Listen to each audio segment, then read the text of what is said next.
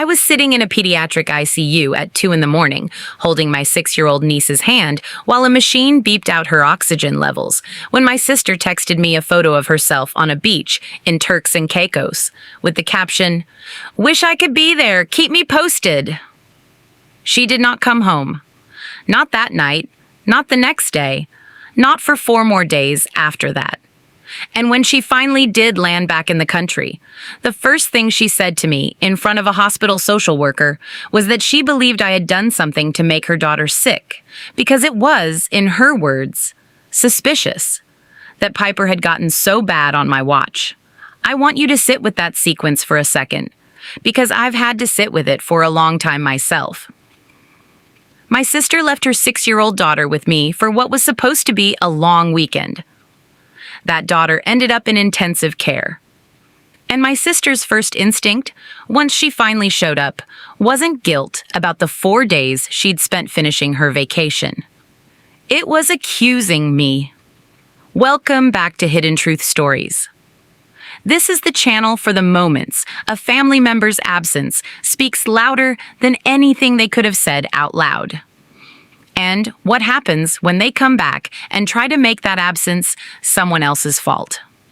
If a story like this feels familiar, drop a comment and let me know. And before we go further, where are you watching from tonight? Type your city below. I read every single one. My name is Renata Voss. I'm 36. I'm a nurse, which will matter quite a bit to how this story unfolds. And I've spent most of my adult life being the reliable one in my family, the person people call when something's actually wrong, rather than when they simply want an audience. My sister Kayla is 32, and she has always operated on a slightly different frequency than the rest of us. Not unkind exactly, but perpetually convinced that whatever inconvenience was currently unfolding around her was somehow a plot against her personally, rather than an ordinary consequence of an ordinary decision she'd made. She's a single mother to Piper, 6 years old, sharp as anything, with a peanut allergy severe enough that an EpiPen has lived in every bag Piper's ever owned since she was 2. Kayla had booked a week in Turks and Caicos with her boyfriend, Derek, months in advance, and asked me, about 3 weeks before the trip, if I could take Piper for the week. I said yes immediately, the way I always say yes when it comes to Piper. Because I adore that kid, and because, frankly, some quiet part of me has always tried to give her the steadiness her own house doesn't reliably offer. The first 4 days of that week were unremarkable in the best possible way. We baked. We went to the zoo. She fell asleep most nights halfway through a book, with her stuffed rabbit tucked under one arm. On the 5th night, a Thursday, she woke up around 11 with a stomachache she described. In the specific, careful language 6-year-olds sometimes surprise you with, as sharp, not the regular kind. I know what a regular stomachache looks like in a child. I've been a nurse for 11 years. This wasn't that. Within 90 minutes, her fever had spiked. Her abdomen had gone rigid on the lower right side in a way that made my own hands go cold, and I was driving her to the emergency room at midnight while calling Kayla's phone over and over, watching each call roll straight to voicemail. If you've ever had to make a split-second medical decision for someone else's child because their own parent wasn't reachable, tell me in the comments. What was that moment like for you? It was appendicitis, ruptured by the time surgeons got to her, which happens faster in small children than most people realize. Sometimes within hours of the first real symptom. She went into surgery just before 4 in the morning. I sat in a waiting room by myself, still in the clothes I'd thrown on to drive her there, texting Kayla every 20 minutes with updates she wasn't reading, at least not right away. She finally responded around 9 that morning, 9 hours after my first call, with a single line. "OMG, is she okay? We're literally on a boat, Iran. Service is so bad here." I told her, as plainly and clinically as I could manage while running on no sleep, exactly what had happened. The ruptured appendix, the surgery, the infection risk that came with a rupture, the fact that Piper would likely need at least 4 or 5 days in the hospital on IV antibiotics. Kayla's response to that, verbatim, was, "Okay, keep me posted. We're supposed to catch a flight home Sunday anyway, so not much I can really do before then." Sunday was 4 days away. I remember reading that message twice, standing in a hospital hallway, genuinely unsure for a moment whether I'd misunderstood something, because the math simply didn't make sense to me. A mother informed her child had just come out of emergency surgery, deciding the practical move was to finish out a vacation itinerary. I called her directly instead of texting. She picked up on the fourth ring, and I could hear Derek's voice in the background, and what sounded distinctly like a beach bar. I asked her, as evenly as I could, whether she could look into an earlier flight. She said flights were expensive to change last minute, that Piper was in good hands with me, and that she'd already talked to Derek's mother, who apparently agreed that kids bounce back fast from this stuff. I don't know which part of that sentence bothered me more, the casual dismissal of a ruptured appendix as this stuff, or the fact that she was apparently workshopping the decision with her boyfriend's mother instead of getting on a plane. I stayed with Piper every single day of that hospitalization. I took unpaid leave from my own job to do it, slept in the recliner beside her bed, learned the names of every nurse and resident on her care team, held her hand through 2 dressing changes that made her cry in a way that still visits me sometimes at night. Kayla called twice a day, brief calls, always ending with some version of, "Give her a kiss for me," as though a kiss delivered secondhand could substitute for the thing Piper actually kept asking for, which was her mother, standing in the doorway. On day 3, Piper asked me, in the small, matter-of-fact way kids ask the hardest questions, "Is Mommy coming?" I told her Mommy was still on her trip but would be home soon. She nodded, the way kids nod when they've decided not to push on something that clearly makes an adult uncomfortable, and asked if we could watch cartoons instead. Second question for you. If you were in my position, staying by a hospitalized child's bedside while the parent stayed on vacation, would you have kept updating them calmly the way I did, or would you have said something sharper sooner? Kayla and Derek landed back in the country on Sunday, exactly as originally scheduled, 4 full days after Piper's surgery.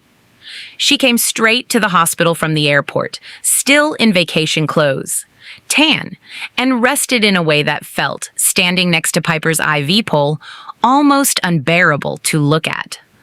What I expected, walking into that room, was some version of guilt, maybe an apology for the delay. At minimum, a rush straight to her daughter's bedside. What actually happened was different, and it happened in front of a hospital social worker who had stopped by that morning as a routine check-in, standard procedure, whenever a young child has an extended hospitalization, with a parent who's been largely absent.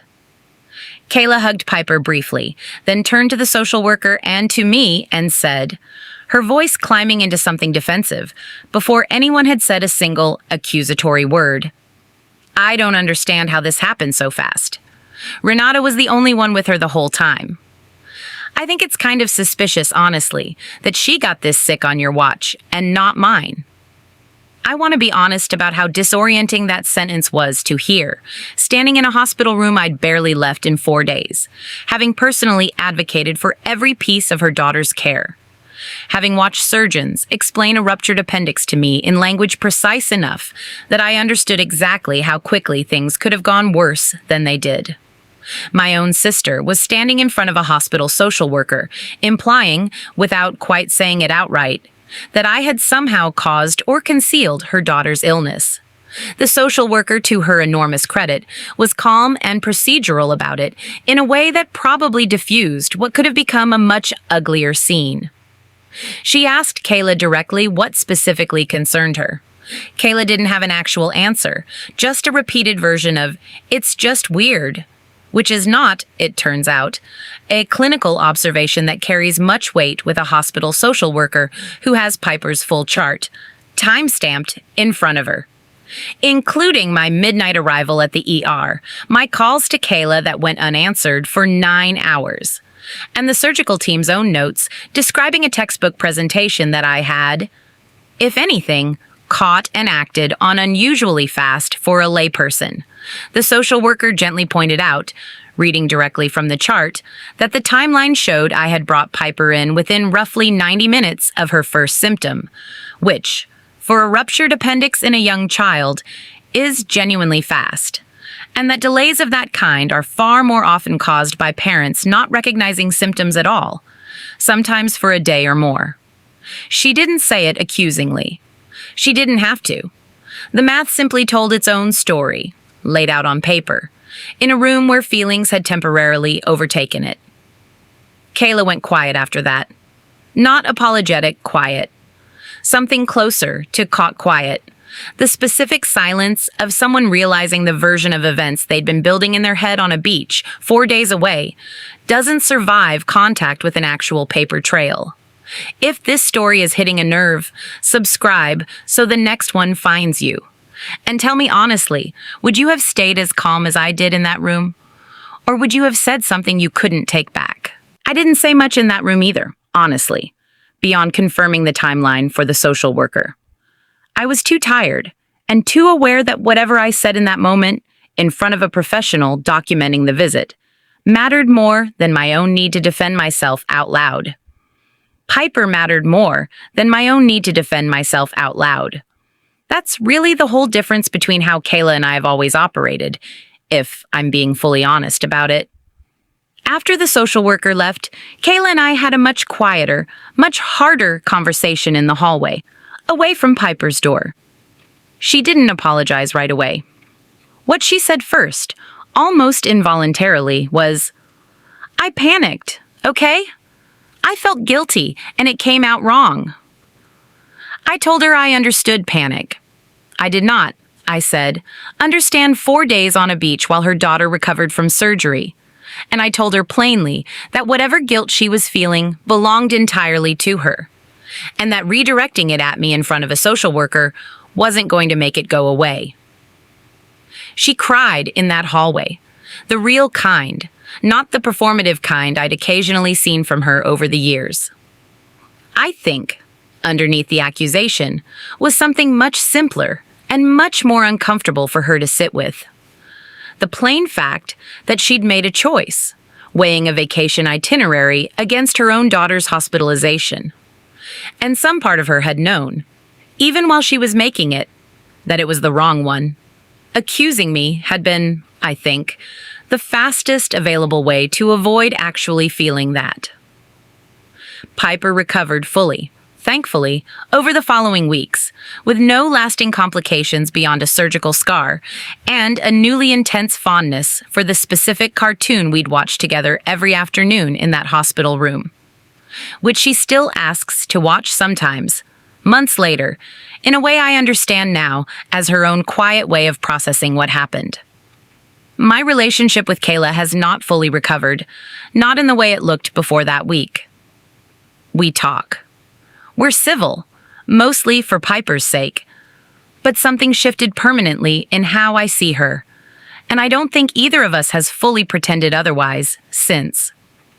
She has, to her credit, apologized more fully since then, away from any social worker, away from any audience, in the kind of quiet, unglamorous way real apologies usually come, months after the moment that actually needed them.